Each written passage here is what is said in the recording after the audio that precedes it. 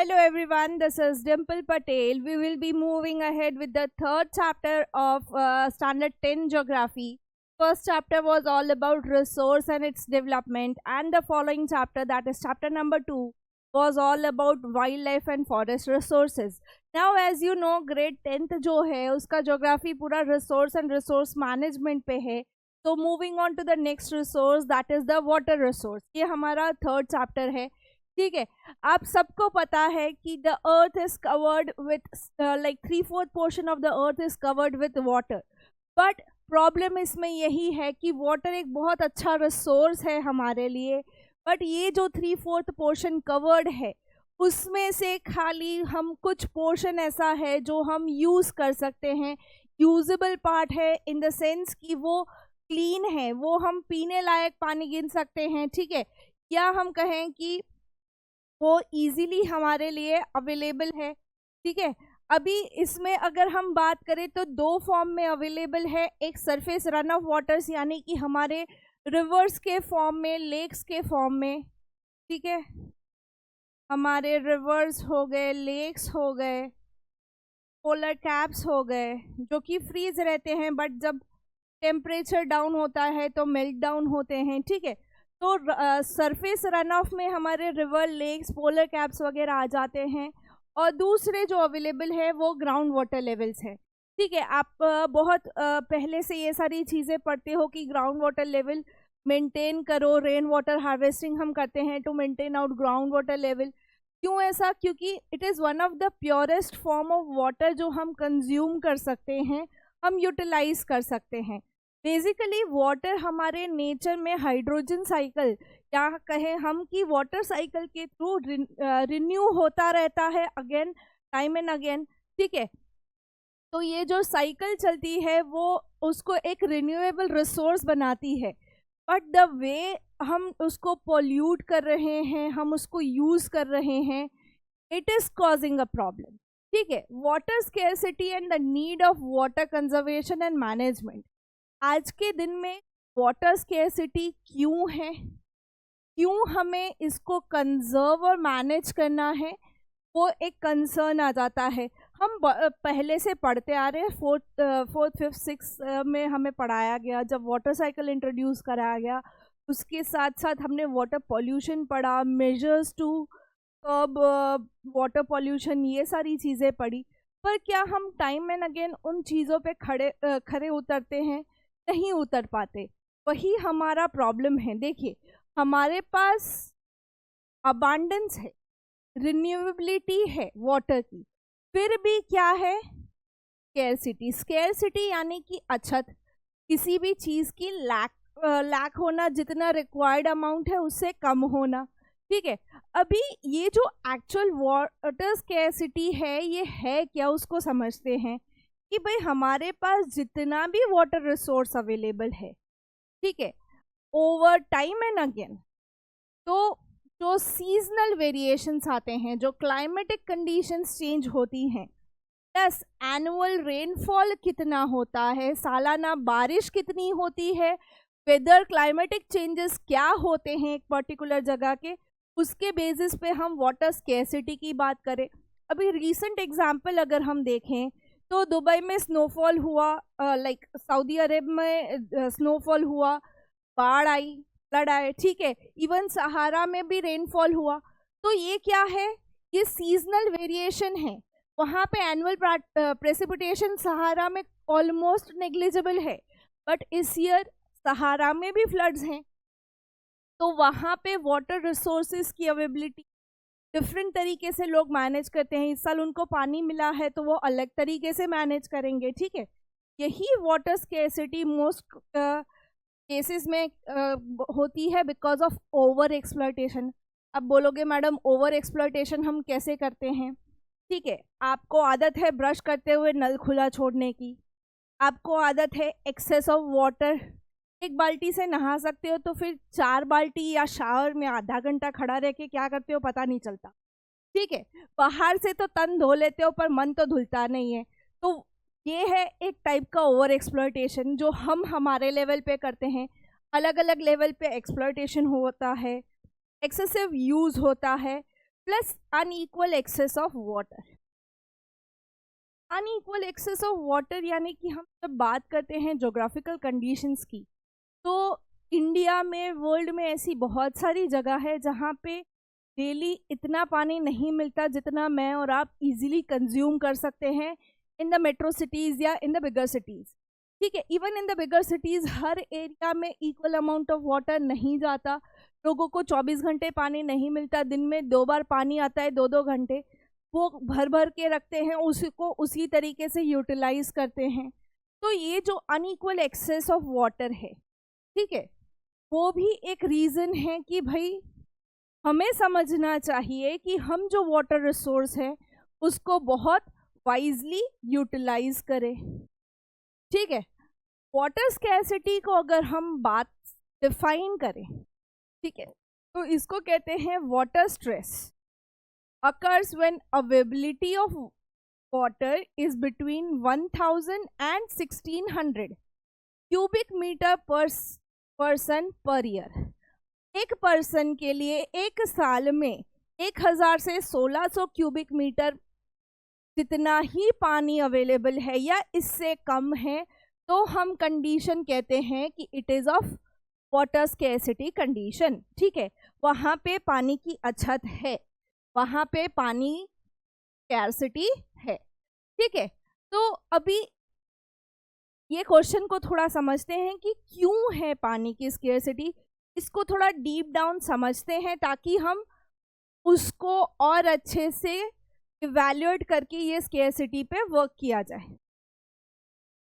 कब और कहाँ, वेयर एंड व्हेन ये वाटर स्कैर्सिटी आ सकती है। ठीक है, तो एक तो चीज़ कि जहाँ पे भाई एनुअल रेनफॉल जो सालाना बारिश होती है उसके गिरने ना गिरने की अनसर्टेनिटी होती है। ठीक है, आपको पता है सहारा डेजर्ट, थार डेजर्ट, ये ऐसी जगहें हैं जहाँ पे हर साल बारिश नहीं होती। ठीक है, तो रन ऑफ कच्छ हो गया गुजरात का, ये सारी ऐसी जगह है जहाँ पे likely in the season of summer, ठीक है, समर आते आते वहाँ पे जो भी पानी स्टोर्ड होता है वो सारा यूटिलाइज हो जाता है, टेम्परेचर सब जाते हैं तो पानी सारा इवापरेट हो जाता है। तो उस टाइम पे वहाँ स्कैर्सिटी होना बनता है।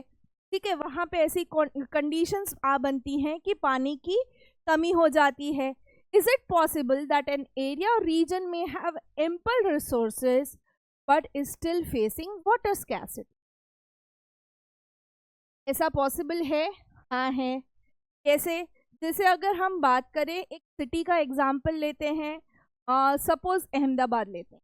ठीक है, साबरमती रिवर फ्लो करती है अहमदाबाद से, बट क्या अहमदाबाद की सारी पॉपुलेशन को इक्वल एक्सेस है पानी का, इक्वल अमाउंट ऑफ पानी पहुंचता है, या जो पानी पहुंचता है वो पीने लायक, यूज़ करने लायक होता है?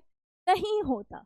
तो यहाँ पे क्या होता है कि अहमदाबाद के पास साबरमती रिवर है, ऐसे बहुत सारे छोटे छोटे लेक्स हैं जहाँ से पानी पहुँचाया जाता है घरों तक, पर वो पानी प्योर नहीं होता।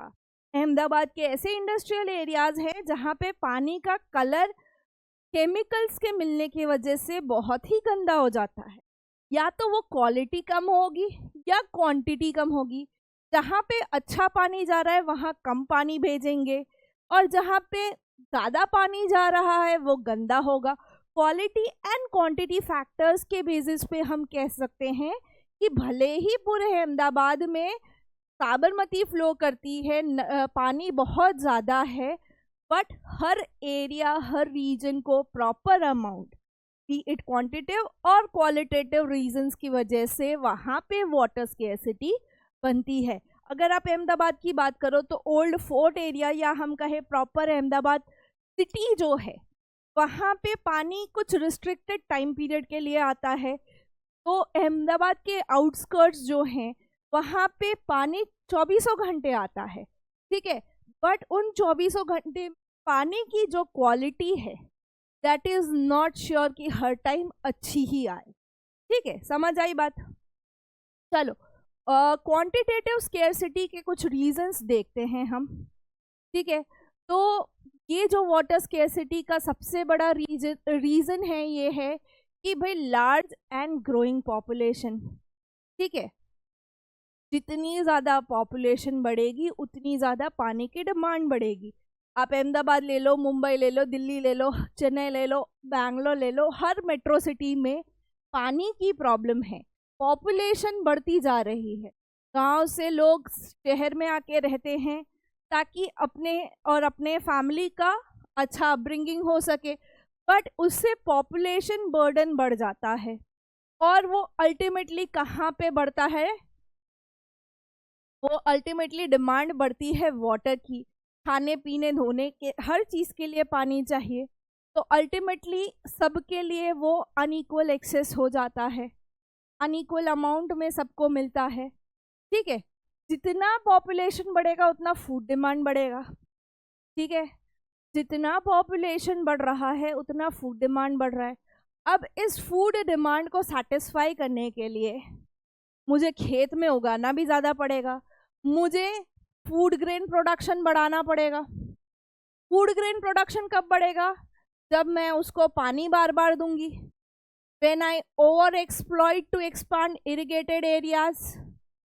ड्राई सीजन में भी मैं वहाँ पे नज़दीक के कुएं से कहीं ना कहीं पानी ला ला के उसको एक्सेस इरिगेशन दे दे के धान उगाऊं। ठीक है, तो अल्टीमेटली क्या कर रही हूँ मैं,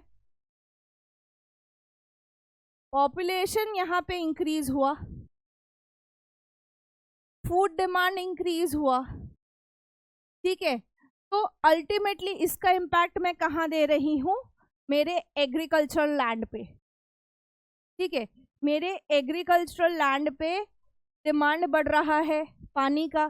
ठीक है, तो इससे क्या होगा, अब मैं जब भी कुएं से पानी लूंगी तो पहली चीज ग्राउंड वाटर लेवल्स कम हो जाएंगे, क्योंकि कुएं में जो पानी आता है वो ग्राउंड वाटर से आता है। ठीक है, तो अब ड्राई सीजन में मुझे ना नहर से पानी मिलने वाला है, ना कैनाल से मिलने वाला है, ना नदी से मिलने वाला है, ना लेक से मिलने वाला है। तो उस टाइम पे मैं ट्यूबवेल्स यूज करूंगी। ठीक है, तो ट्यूबवेल्स कौन सा पानी यूज करते हैं, जो ग्राउंड वाटर लेवल होता है। ठीक है, तो अल्टीमेटली ये क्या करता है, एक एडवर्स इफेक्ट दिखाता है जो वाटर अवेलेबिलिटी है उस पर। और दूसरा, अगर धान नहीं उगते तो लोगों को फूड इनसिक्योरिटी होती है, तो अल्टीमेटली फूड सिक्योरिटी जो लोगों की है उसके ऊपर भी इम्पैक्ट आता है। ठीक है, तो अभी हम कर क्या सकते हैं, पॉपुलेशन हम कंट्रोल करने की कोशिश कर रहे हैं, फूड डिमांड हम सेटिस्फाई करने की कोशिश कर रहे हैं, एग्रीकल्चरल लैंड डिस्ट्रॉय ना हो, ओवर एक्सप्लॉइट ना हो, उसके लिए भी हम कोशिश कर रहे हैं। बट हमें ये भी करना है कि ड्रॉट रेजिस्टेंट क्रॉप्स, ऐसे क्रॉप्स उगाने हैं जो ड्रॉट को सहन कर सकें, जिनको कम पानी चाहिए। और dry farming techniques, dry farming techniques यानी कि कुछ ऐसे क्रॉप्स ग्रो करो जिसके अंदर वाटर रिक्वायरमेंट कम हो या ड्राई वेदर कंडीशंस को वो स्टैंड स्टिल कर सके। ठीक है, तो उससे क्या होगा, जो हमारी फूड, जो हमारे मिलेट्स हैं, बेसिकली मिलेट्स सारे हमारे ड्राई फार्मिंग टेक्निक या ड्रॉट रेजिस्टेंट क्रॉप्स में हम गिनते हैं, क्योंकि उनकी वाटर रिक्वायरमेंट बहुत कम होती, वो अगर आप खाओगे भी तो रूखे रूखे लगेंगे। ठीक है, तो उस टाइम पे वो हम ज़्यादा ग्रो कर सकते हैं। अल्टीमेटली हम फूड ग्रेन प्रोडक्शन में ही आगे पीछे कर सकते हैं। तीसरा है इंटेंसिव इंडस्ट्रियलाइजेशन एंड अर्बनाइजेशन।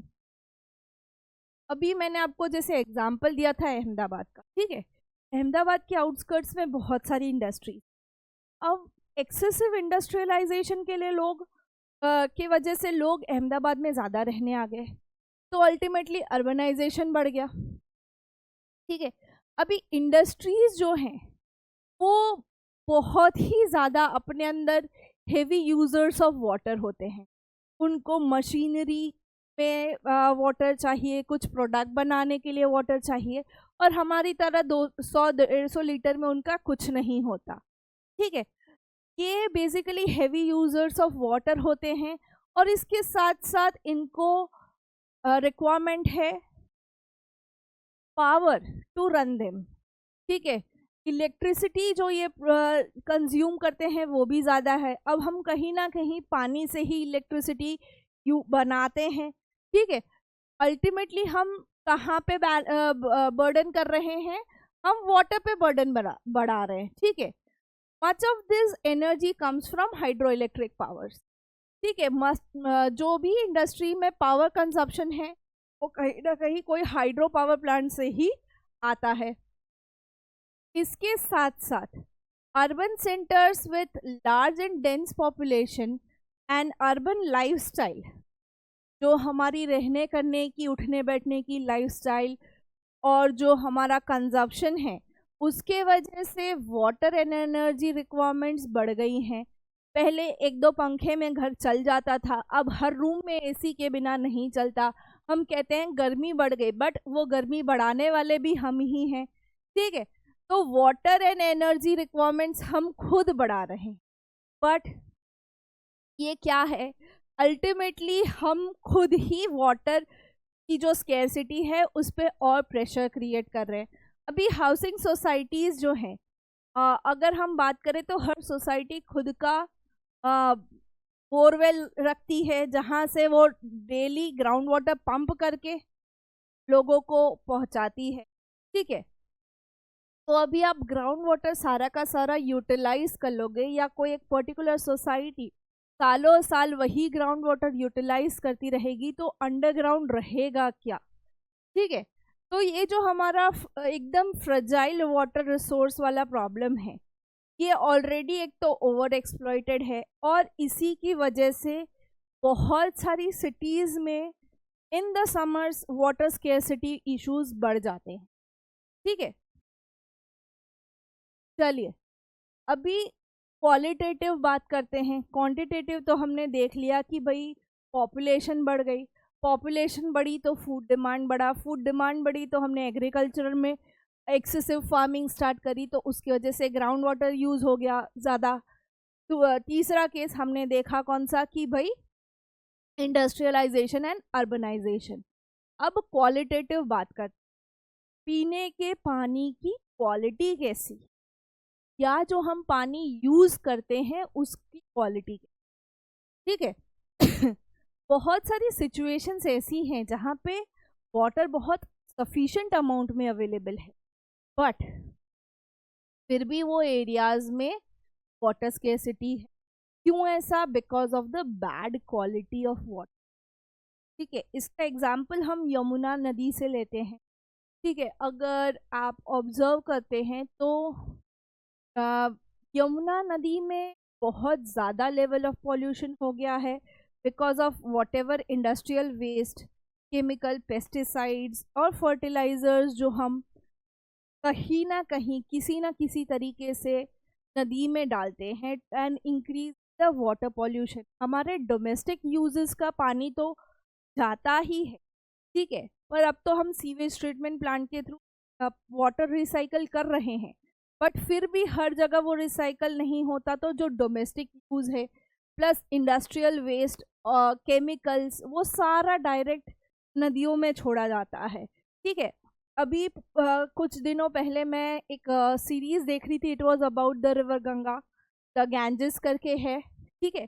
तो हम like we were watching, and I and my kids were watching, and जो लेवल ऑफ पॉल्यूशन और जिस तरीके से इंडस्ट्रीज़ खुले में पाइप्स छोड़ देती हैं, अपना इंडस्ट्रियल वेस्ट ऐड ऑन करती हैं, बहुत ही हजार्डियस कंडीशंस पैदा हो जाती है वहाँ पे, ठीक है। तो इंडस्ट्रियल वेस्ट जो है वो केमिकल्स की वजह से ना खाली हमें प्रॉब्लम होती है, इन इंडस्ट्रियल वेस्ट की वजह से ना खाली हमें प्रॉब्लम होती है, जो फ्लोरा एंड फौना है, जो पेड़ पौधे हैं, जो एनिमल्स हैं, ठीक है, उस नदी के या उस लेक के, वो भी अफेक्ट होते हैं।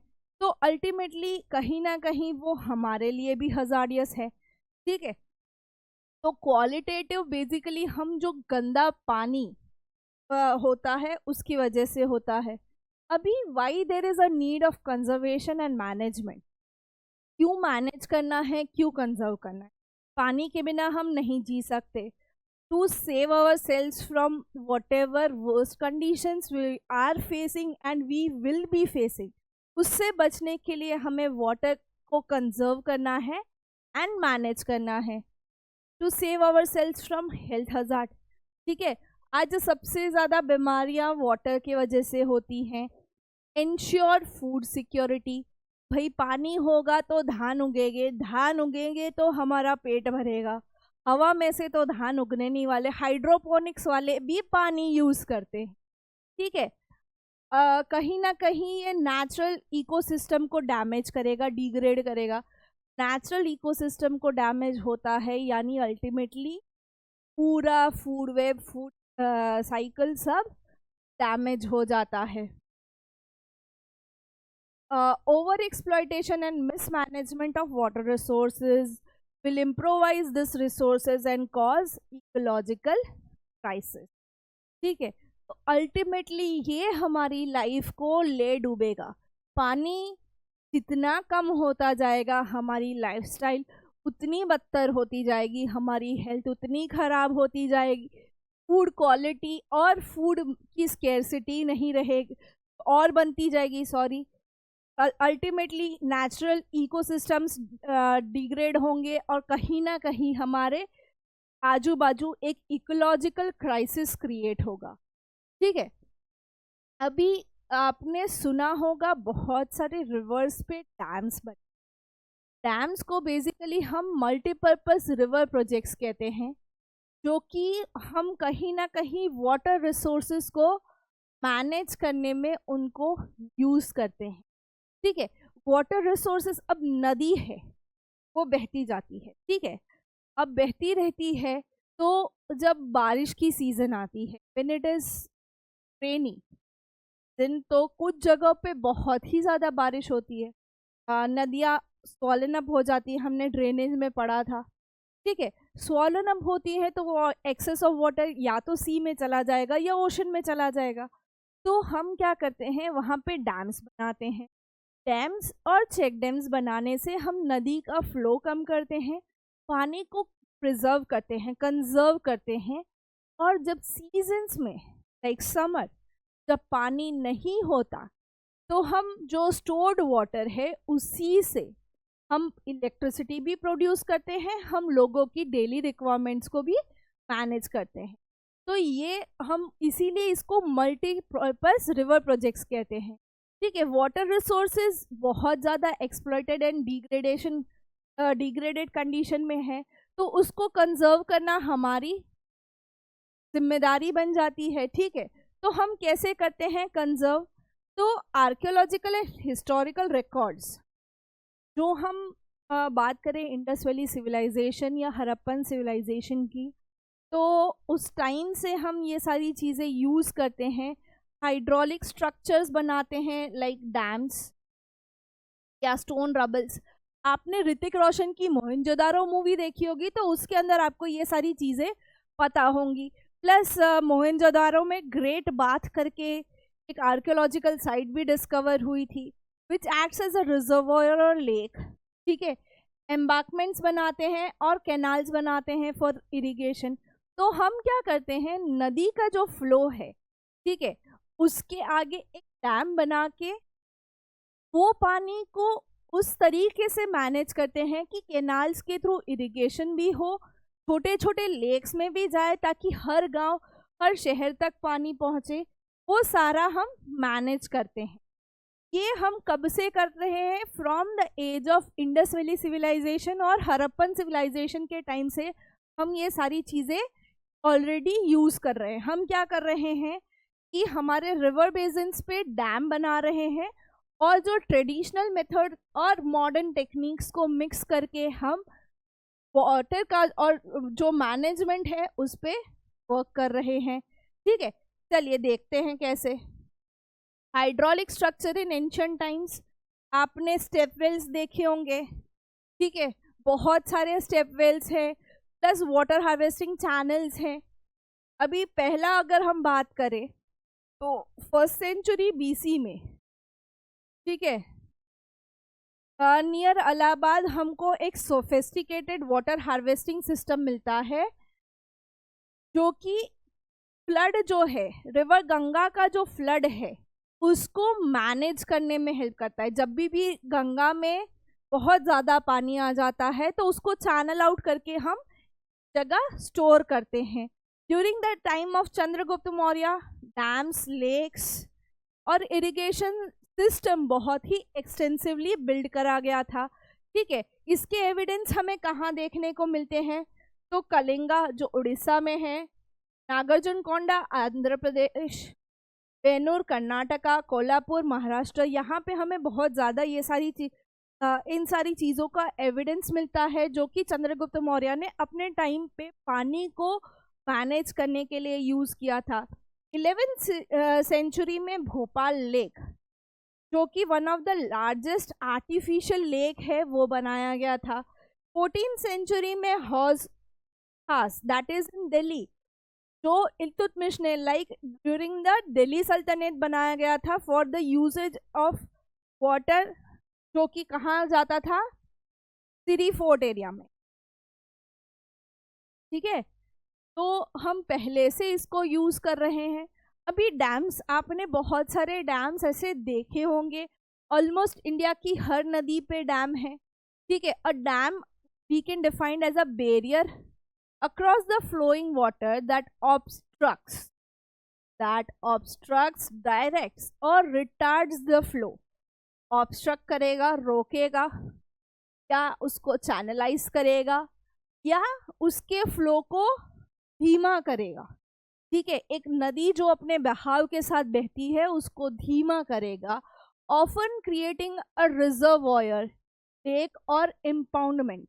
डैम जो होता है उसके पीछे जब नदी का बहाव रोका जाता है तो एक बहुत बड़ा रिजर्वॉयर बन जाता है, लेक बन जाता है, या इम्पाउंडमेंट बन जाता है। ठीक है, डैम को हम generally reservoir rather than dam को हम क्या कहते हैं कि जो पीछे का रिजर्वॉयर है वो हमारे लिए मेन जरूरी बन जाता है।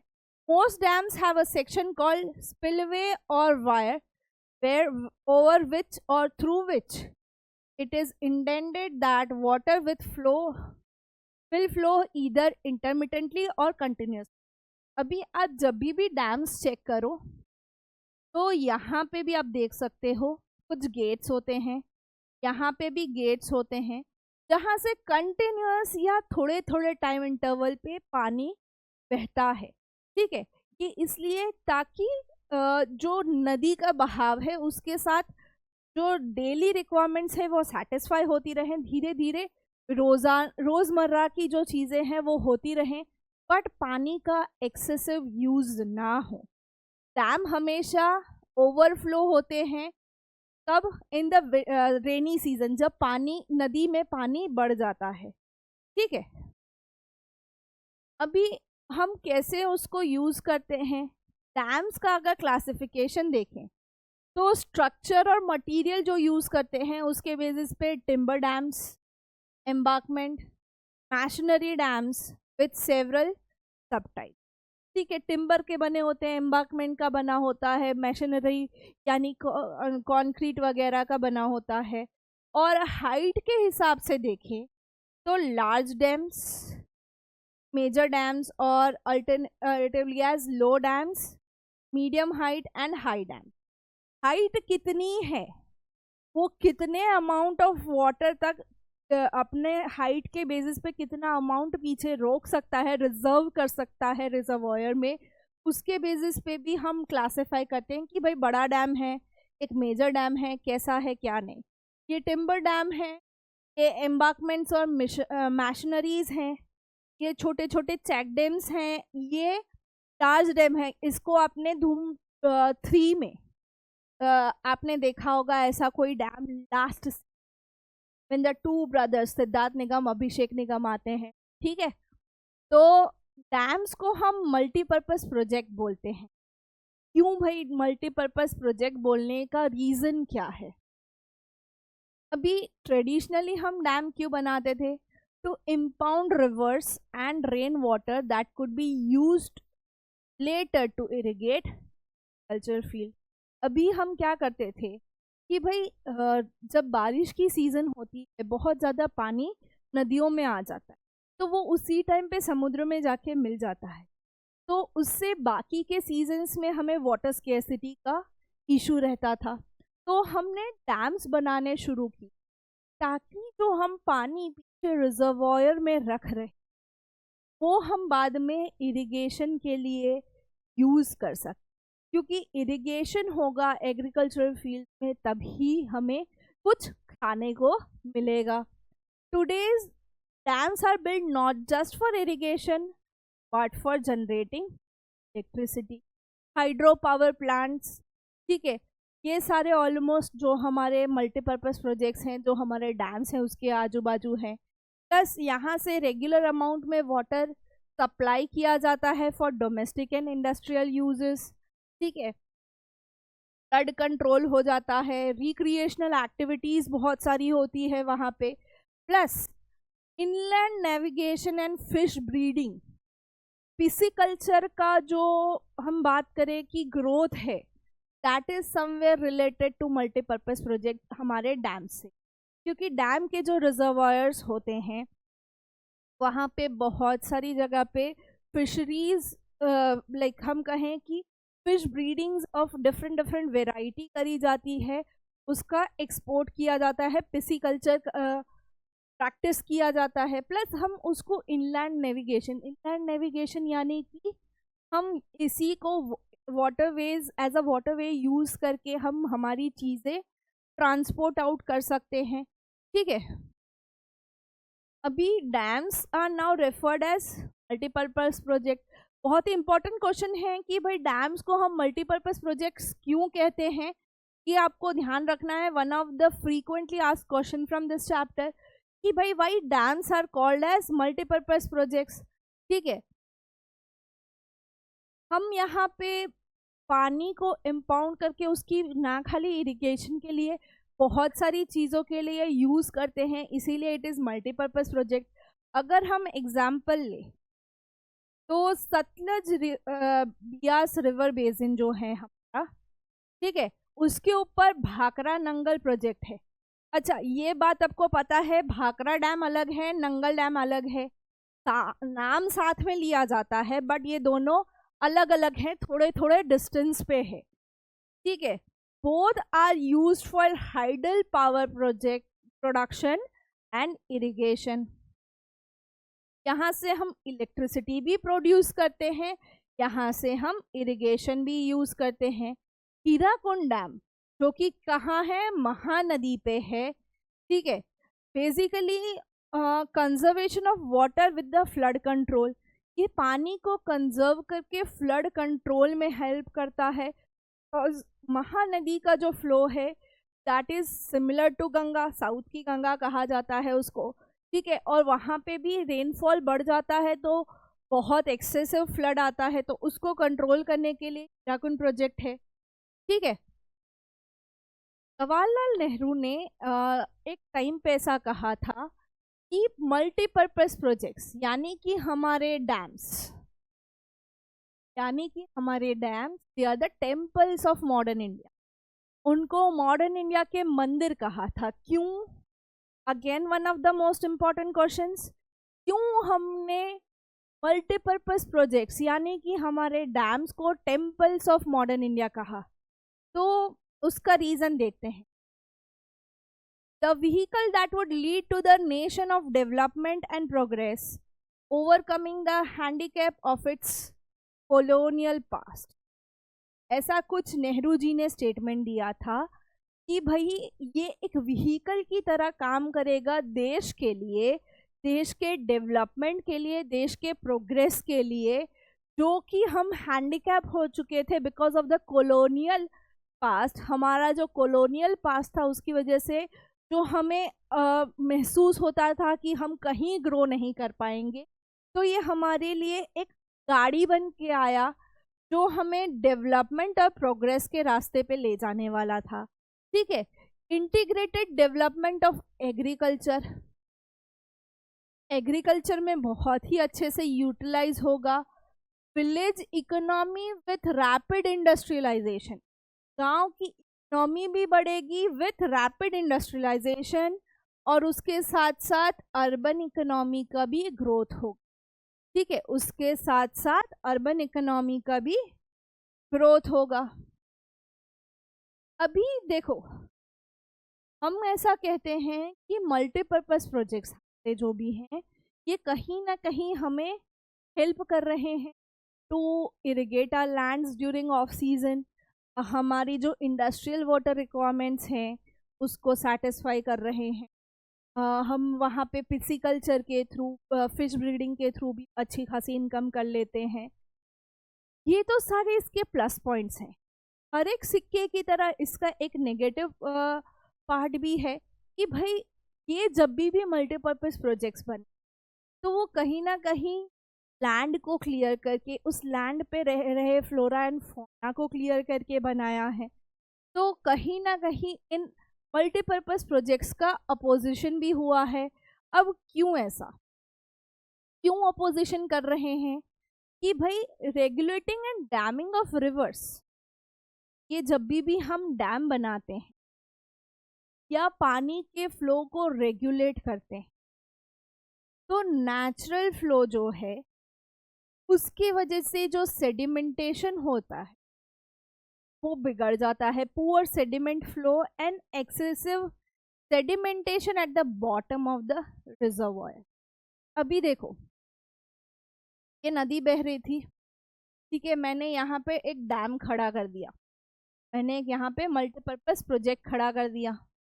अभी यहाँ से मैं चैनल आउट तो कर रही हूँ मेरे नदी का फ्लो, बट ये अपने साथ जो सेडिमेंट आ रहा है वो आगे नहीं ले जा पाएगा, पहली चीज। दूसरा, जितना लाया है वो यहीं रिजर्वॉयर में पीछे सेटल डाउन हो जाएगा। ठीक है, वो क्या हो जाएगा, पीछे नदी के रिजर्वॉयर के पास सेटल डाउन हो जाएगा। तो उससे क्या होगा कि मेरा ये जो रिजर्वॉयर है, ठीक है, ये रिजर्वॉयर है, यहाँ पे सेडिमेंटेशन प्रोसेस बहुत ही ज़्यादा होगा, जबकि आगे ऑलमोस्ट नेग्लिजिबल होगा। ठीक है, तो रेगुलेटिंग और जो डैमिंग ऑफ रिवर करते हैं हम, उसमें जो नेचुरल फ्लो है उसमें से आगे जितना जाने देना है उतना ही जाएगा। तो पुअर सेडिमेंटेशन होगा आगे के पोर्शन में, पोस्ट डैम पोर्शन। ठीक है, और डैम के पीछे जो रिजर्वॉयर होगा उसके बॉटम में एक्सेसिव सेडिमेंटेशन होगा। अब इसका इम्पैक्ट क्या बनता है, रिजल्टिंग इन रॉकियर स्ट्रीम बेड्स। जो आगे नदी बह रही है वहाँ पे पथरीला ज़मीन या हम कहें बड़े बड़े रॉक बेड्स बहुत ज़्यादा हो जाएंगे, वहाँ पे poor habitat for the river aquatic life. ठीक है, अब जहाँ आगे नदी बह रही है वहाँ पे भी एक्वेटिक लाइफ होगी, बट उनकी एक्वेटिक लाइफ को वो हैबिटेट नहीं मिलेगा जो रिजर्वायर के पीछे के साइड है। Dam fragments river making it difficult for aquatic fauna to migrate, specially for spawning.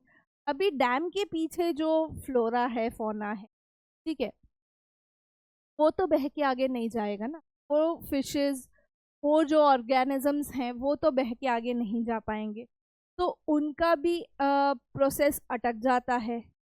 Submerge the existing vegetation and soil leading to its decomposition over a period of time. ठीक है, अभी मैंने यहाँ पे डैम बनाया, ये structure जब मैं खड़ा करती तो इसके आजू बाजू दोनों साइड जो नेचुरल वेजिटेशन होगा, जो सॉइल होगी, वो तो डिकम्पोज होती रहेगी। नेचुरल वेजिटेशन धीरे धीरे ये अगर मेरी डैम की हाइट बहुत ज़्यादा है तो आजू बाजू का जो नेचुरल वेजिटेशन है वो सारा सबमर्ज होता रहेगा। ठीक है, और वो कहीं ना कहीं डिकम्पोजिशन उनका चलता रहेगा। तो हम क्या कर रहे हैं, अल्टीमेटली जब हम डैम बना रहे हैं या उसके फ्लो को रेगुलेट कर रहे हैं तो सेडिमेंट्स के साथ खेल रहे हैं, फ्लोरा फौना के साथ खेल रहे हैं। कहीं ना कहीं हम जो नेचुरल एग्जिस्टेंस है वेजिटेशन का उसको भी डिकम्पोज कर रहे हैं। चलिए, यहाँ पे हम दो एग्जाम्पल लेते हैं, दो मल्टीपर्पज प्रोजेक्ट, दो मूवमेंट्स जो हुए थे, एक था नर्मदा बचाओ आंदोलन एंड दूसरा तेहरी डैम आंदोलन। ठीक है, अभी मल्टीपर्पज प्रोजेक्ट्स और लार्ज डैम जब भी बनते हैं तो एनवायरमेंटल मूवमेंट्स हुई हैं to save around the environment जो था, ठीक है, उसके आजू बाजू। अभी नर्मदा डैम बहुत पहले बना, सरदार सरोवर डैम, ठीक है। आज जो लोग स्टैच्यू ऑफ यूनिटी के नाम से जानते हैं, उसके पहले डैम, ठीक है। तो जब डैम बना, डैम के पीछे एक वाइल्ड लाइफ सेंचुरी ही, that is Shoolpaneshwar wild life sanctuary, ठीक है। वहाँ पे बहुत सारे ट्राइबल लोग रहते थे। टाइम एंड अगेन उसकी जब जब हाइट बढ़ाने की बात हुई, जो एक्टिविस्ट थे, ठीक है, one of them Medha Patkar जी, ठीक है, वो आते थे, आंदोलन करते थे ताकि वहाँ के जो ट्राइब है, वहाँ का जो इकोसिस्टम है, वहाँ जो वाइल्ड लाइफ सेंचुरी है, उन सारी चीज़ों को प्रोटेक्ट किया जाए। वैसे ही तेहरी डैम जब बना, ठीक है, तो एनवायरमेंट पे बहुत असर हो रहा था। वहाँ के कम्युनिटी जो थी, लोकल कम्युनिटी, उनको डिस्प्लेस करना पड़ता था ऑन अ लार्जर स्केल, उनको कहीं और मूव करना पड़ता था। लोकल पीपल अपनी ज़मीन दे देते थे, अपना लाइवलीहुड दे देते थे, and their access and control over the resources for the greater good of. ये अब जब ज़मीन दे दी, सब दे दिया, पर इसके सामने इनके जो रिसोर्सेज थे वो तो अब उनके पास रहेंगे नहीं। वो देश की भलाई के लिए ये सारी चीज़ें कुर्बान कर देते थे, तो किनको बेनिफिट मिलता? Who gets the benefit? ठीक है, अभी आप अगर देखो तो नर्मदा बचाओ आंदोलन जब हुआ था 2004 या 5 में, मेधा पाटकर जी वाज ऑन आंदोलन फॉर इंक्रीजिंग द हाइट। जो सरदार सरोवर डैम है उसकी हाइट बढ़ाने के अगेंस्ट में वो आंदोलन पे बैठी थी। तब आमिर खान साहब उनके साथ गए थे आंदोलन में, और उसके बाद उनकी एक मूवी फना हमने रिलीज नहीं होने दी थी गुजरात में, ठीक है। तो ये जो प्रॉब्लम है, ये जो डैम बनते हैं, इससे बेनिफिट सबको होता है, बट जो कम्युनिटी जो वहाँ पे रहती है, जिनका एग्जिस्टेंस वहाँ की इकोसिस्टम पे डिपेंड करता है, वो सबसे ज़्यादा अफेक्ट होते हैं। और बेनिफिट बहुत सारे लोगों को होता है, बट आज अगर आपको आपका घर, जहाँ पे आपने जन्म लिया, जहाँ पे आप बड़े हुए, वो किसी दिन कोई भी कारण से आपको छोड़ना पड़े तो आपको तकलीफ होती है। वैसी ही तकलीफ इनको भी होती है, ठीक है। अभी irrigation has also change the cropping pattern of many region, ठीक है। अभी पहले ऐसा था कि खाली रेनी सीजन में हमें पानी मिलता था, प्लस ट्यूबवेल्स में से मिल जाता था, ठीक है। तो क्रॉपिंग पैटर्न्स उस तरीके से थे। अब हमें 365 डेज वाटर मिलने लग गया है बिकॉज ऑफ डैम्स। तो क्या हो रहा है ना कि ये जो क्रॉपिंग पैटर्न्स थी वो चेंज होती जा रही हैं। अब फार्मर्स ने इन वाटर इंटेंसिव फार्मिंग और कमर्शियल क्रॉप पे शिफ्ट कर दिया है, जिससे ज़्यादा पानी यूज़ करके ज़्यादा क्रॉप ग्रो करके ज़्यादा पैसा कमाया जाए, वैसे क्रॉप्स पे हमारी डिपेंडेंसी बढ़ गई है। उससे क्या इम्पैक्ट हो रहा है? Salinization of the soil. Excessive irrigation में क्या प्रॉब्लम होती है? Increase in the salt content in the soil, ठीक है। हम सॉइल डिग्रेडेशन की बात करते हैं, ठीक है। तो उसमें अगर हम बात करें तो हम जब भी एक्सेसिव इरिगेशन करते हैं, जो डैम्स में से पानी आता है या जो रिवर में से पानी आता है, उसका सैलिनिटी लेवल या उसमें सॉल्ट लेवल अलग होते हैं। जो हम ट्यूबवेल्स में से लेते हैं या हम कहें ग्राउंड वाटर यूटिलाइज करते हैं, उसमें सॉल्ट लेवल अलग होता है। तो कभी ट्यूबवेल से ले लिया, कभी नदी में से ले लिया, कभी कैनाल से ले लिया, तो इसकी वजह से सॉइल की जो सैलिनिटी होती है उस पर इफेक्ट आता है। दूसरा, ट्रांसफॉर्म्ड सोशल लैंडस्केप, यानी कि जो सोशल गैप बढ़ता जा रहा है between the land owners and the landless poor. जिनके पास कुएं हैं, जिनके खेतों के नज़दीक ये कैनाल्स हैं या इरिगेशन सिस्टम्स बहुत अच्छे से डेवलप करें, वो और अमीर बनते जा रहे हैं, और जिनके पास नहीं है वो बेचारे और गरीब होते जा रहे हैं। तो अल्टीमेटली हम जब भी इरिगेशन की बात करते हैं थ्रू द मल्टीपर्पज प्रोजेक्ट, तो एक तो water intensive and commercial crop growing बढ़ गया है, उसकी वजह से सॉइल को प्रॉब्लम हो रही है, सॉइल की सेलिनिटी इफेक्ट हो रही है, और दूसरा सोशल लैंडस्केप, सोशल गैप बढ़ता जा रहा है। ठीक है, चौथा पॉइंट अगर हम डिस्कस करें कि क्यों भाई हमारे मल्टीपर्पज प्रोजेक्ट्स हमारे लिए बेनिफिशियल नहीं हो रहे, ठीक है, तो dams did create conflict between people wanting different uses and benefits from the same water resource. ठीक है, हर लोग हर पर्सन का point of view POV very करता है। ठीक है, तो जब भी डैम्स बनते हैं तो अलग अलग ग्रुप अलग अलग पीओवी के साथ आते हैं, भाई नहीं ये डैम से हमें ये बेनिफिट हो सकता है, ये डैम से ये बेनिफिट हो सकता है। तो different uses and benefits can be seen from the same water resource. ठीक है, अब एग्जाम्पल लेते हैं गुजरात का जो साबरमती बेसिन है, साबरमती नदी जो बहती है। Farmers were agitated and almost caused a riot over the higher priority given to water supplies in the urban areas। ठीक है, यहाँ पे साबरमती फ्लो हो रही है। ठीक है, अभी जो डैम बना या हम कहें छोटा सा एक चेक डैम क्रिएट हुआ, उसके वजह से यहाँ पे अर्बन एरियाज में उसका पानी ज़्यादा मिलने लग गया, रूरल एरियाज में उसका पानी कम हो गया। यहाँ पे डिमांड ज़्यादा थी, ज़्यादा पानी मिलने लग गया, यहाँ पे इन लोगों ने पानी का फ्लो कम कर दिया।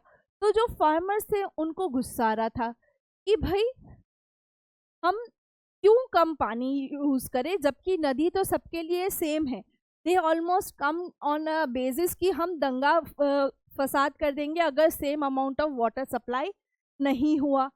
ठीक है, ये ऐसा क्यों हो जाता है कि भाई फार्मर, हम कहते हैं रूरल एरियाज में लोग कम रहते तो उनकी वाटर रिक्वायरमेंट कम होती है, बट रूरल एरियाज में इरिगेशन के लिए भी उतनी ही रिक्वायरमेंट होती है। ठीक है, तो साबरमती का किस्सा ऐसा था कि भाई इक्वल अमाउंट ऑफ वाटर दोनों साइड दिया जाए। दूसरा आता है इंटर स्टेट वाटर डिस्प्यूट। जब भी डैम्स बनते हैं तो बहुत सारे इंटरस्टेट वाटर डिस्प्यूट्स क्रिएट होते हैं। एक डिस्प्यूट हमारा पाकिस्तान के साथ चल रहा है, और ऐसे कई डिस्प्यूट्स हमारे कंट्री में भी चल रहे हैं, लाइक कृष्णा गोदावरी और कावेरी।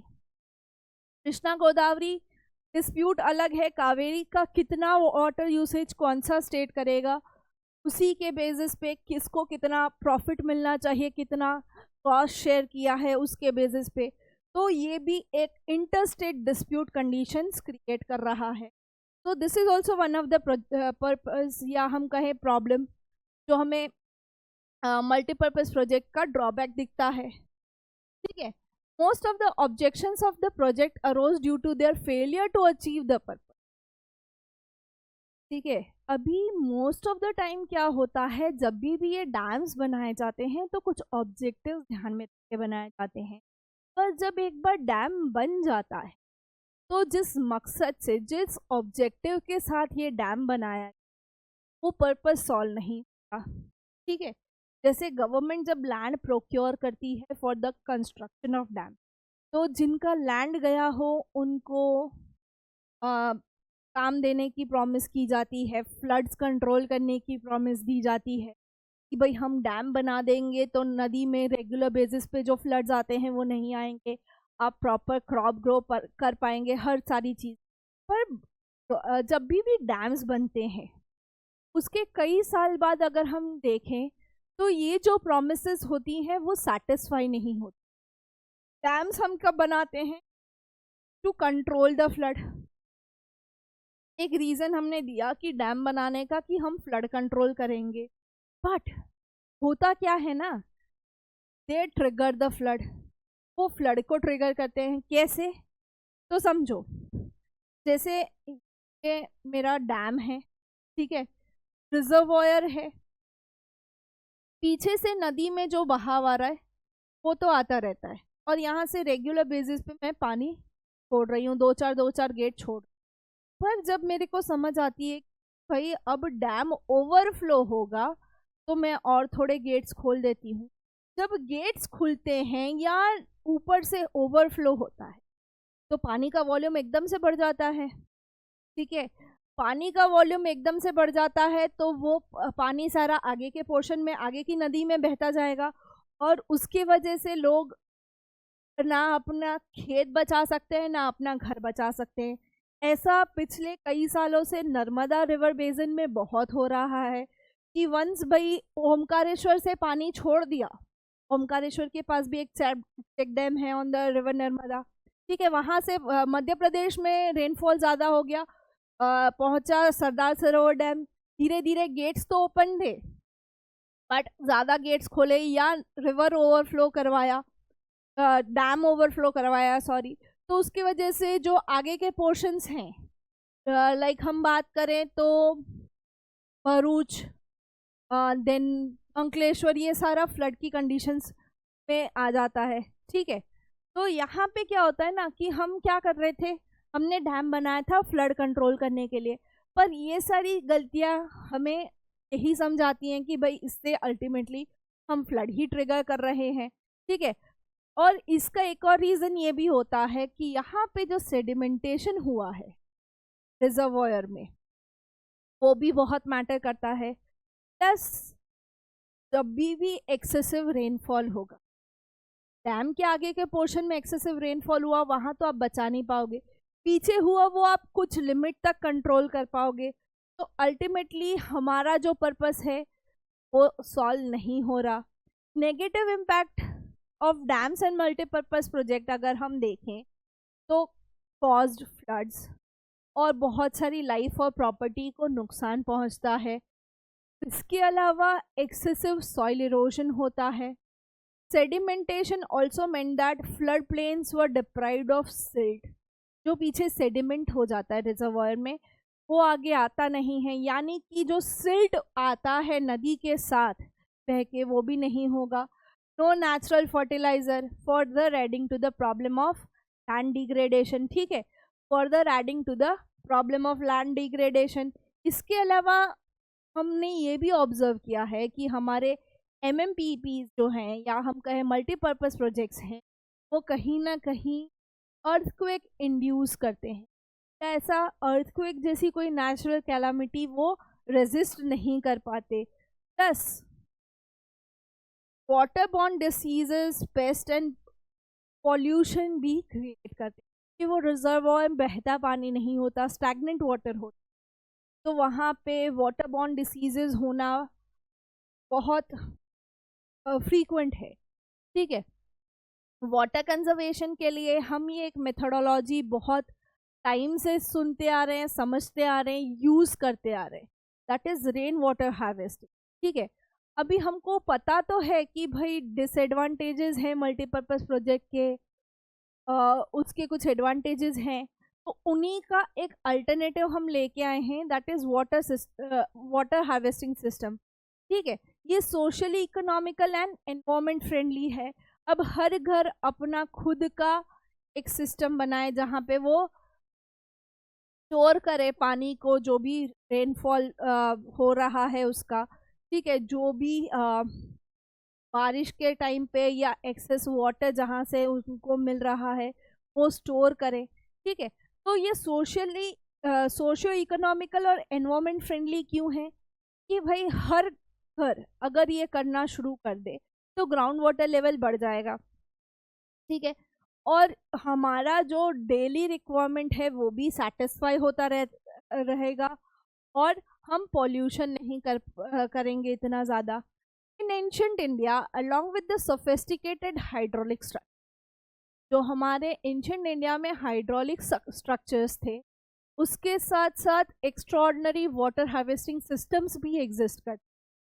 ठीक है, in hills and mountain region people built diversion channels known as gulls or kulls of the western Himalaya for, जो हमारा वेस्टर्न हिमालयन रीजन है वहाँ पे गलियाँ बनाई जाती हैं, कुल्स बनाए जाते हैं, गल्स बनाए जाते हैं, चैनल्स बनाई जाती हैं जो पानी बह रहा है उसको कहीं ना कहीं एग्रीकल्चर के लिए यूज करने का। रूफटॉप रेन वाटर हार्वेस्टिंग बहुत ही कॉमनली प्रैक्टिस किया जाता है, पर्टिकुलरली इन राजस्थान। राजस्थान में बहुत कम बारिश होती है, बट वहाँ के लोग वही बारिश के पानी को स्टोर करते हैं, हार्वेस्ट करते हैं और यूटिलाइज करते हैं, स्टोर करते हैं फॉर ड्रिंकिंग वाटर। जो फ्लड प्लेन्स हैं, कौन से, बंगाल के, पीपल इंडेंटेशन चैनल्स बना रखी हैं, लोगों ने इंडेंटेशन चैनल्स बना रखी हैं ताकि वो पानी को स्टोर करा जाए और फिर ऑफ सीजन्स में उसको इरिगेशन के लिए यूज करा जाए। In arid and semi arid regions agriculture field पर converted into rain fed storage structure. ठीक है, एरिड सूखी या अर्ध सूखी, यानी कि बंजर जमीन होगी या कभी कभी बारिश आ जाती है, वहाँ पे जो एग्रीकल्चर लैंड है उसको हमने रेन फेड स्टोरेज स्ट्रक्चर यानी कि ऐसा डीप लेक जैसा क्रिएट कर दिया। खदान्स या जोहाज कहा जाता है। ठीक है, जैसलमेर में उसको हम खादन्स कहते हैं और राजस्थान के दूसरे पार्ट्स में उसको जोहाज कहा जाता है। जो सॉइल तो मोशन करता है बट वहाँ पे पानी भी बहुत अच्छे से स्टोर किया जाता है। रेन वाटर हार्वेस्टिंग जो है उसमें रूफटॉप वाटर जो है वो पीवीसी पाइप के थ्रू कलेक्ट किया जाता है। Filter using sand and brick that is under the ground. ठीक है, अंडरग्राउंड पाइपलाइन टैंक को water to some for immediate use, like उसको इस तरीके से सक्शन प्रोसेस क्रिएट करी जाती है ताकि अंडरग्राउंड पाइप से पानी ऊपर आए। एक्सेस वाटर जो भी है वो निकाला जाता है। Water from the well recharges the underground water and हम वो वाटर फ्रॉम द वेल जब भी हमें रिक्वायरमेंट हो तब हम यूज कर सकते हैं रेन वाटर हार्वेस्ट। ठीक है,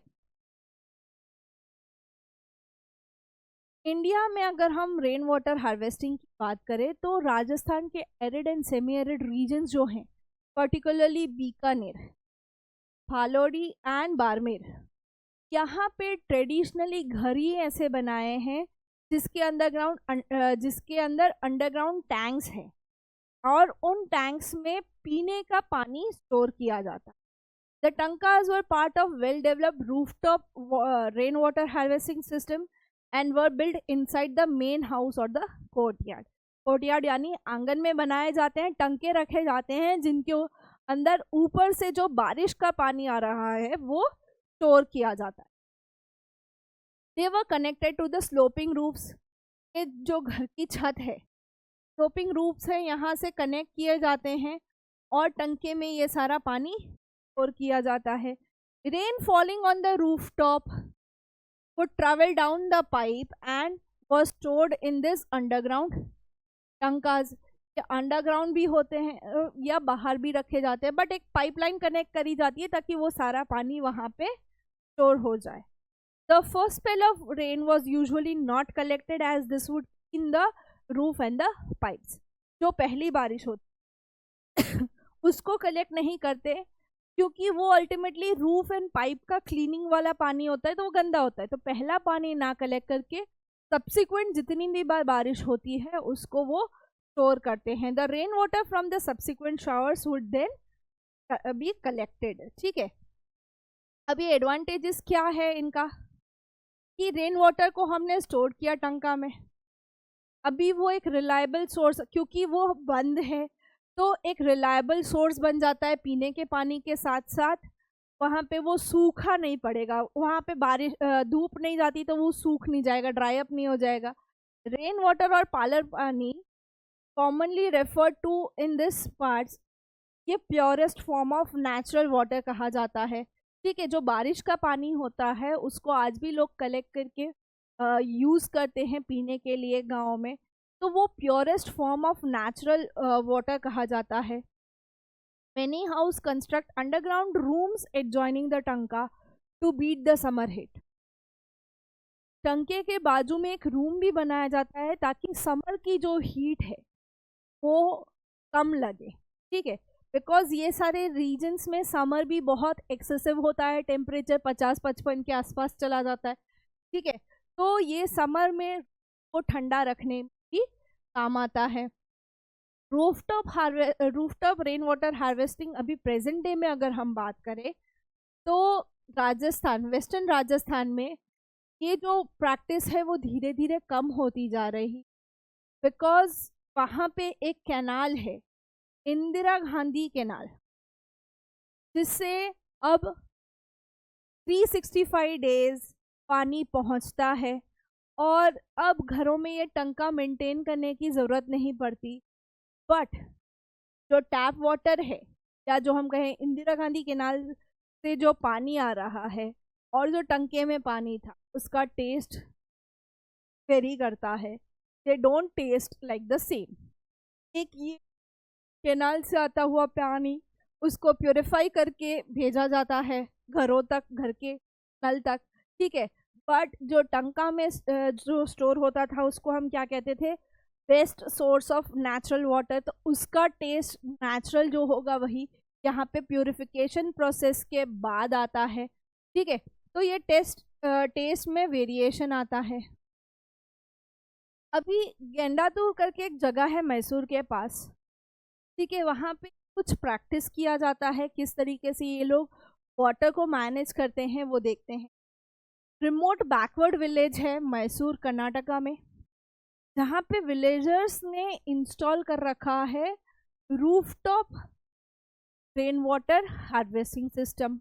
उनकी डेली रिक्वायरमेंट्स वाटर की जो है उसको सेटिस्फाई, 200 घर हैं जिन्होंने ये सिस्टम इस गांव में लगा रखा है and has the rare distinction of being rich in rain water, ठीक है। केंदातूर वाले क्या करते हैं, जो एनुअल प्रेसिपिटेशन ऑफ 1000 मिलीमीटर या and with 80% of collection efficiency, अगर हम बात करें कि 1000 मिलीमीटर रेनफॉल का ये लोग 80% जो है वो क्या करते हैं, कलेक्ट करते हैं। इनकी कलेक्शन एफिशिएंसी क्या है, 80%, and of about 10 fillings every house can collect, ठीक है। हर घर, 1 हाउस 10 फिलिंग्स, 10 बार भर पाए उतना कलेक्ट करता है and use about 50,000 of litres of water annually.